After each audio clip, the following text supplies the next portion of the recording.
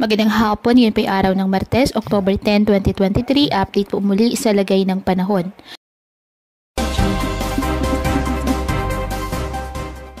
Patuloy po na nagpapaulan sa malaking bahagi ng ating bansa ang trafo extension ng low pressure area sa Pacific Ocean. Huling namataan ng Pag-asa ang nasabing low pressure area silangan po ng Eastern Visayas. Pero nanatiling mababa ang tsansa nitong maging isang bagyo. Ayon po sa Pag-asa, pinakapektado ng trough ng low pressure area ang Mindanao, Bicol Region, Eastern at Central Visayas. Asahan naman ang mga localized thunderstorms sa ilang bahagi pa po ng ating bansa.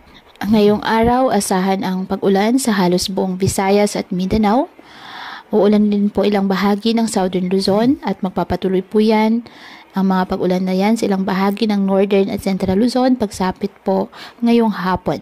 Posible ang heavy to intense rain sa ilang lugar kaya pinag-iingat ang mga residente sa bantapon ng pagbaha o landslide. At ugaliin po na magdala palagi ng payong o kahit anong mapananggal sa ulan kapag lalabas po ng ating mga tahanan. At yan po muna ang update sa lagay ng ating panahon ngayong araw.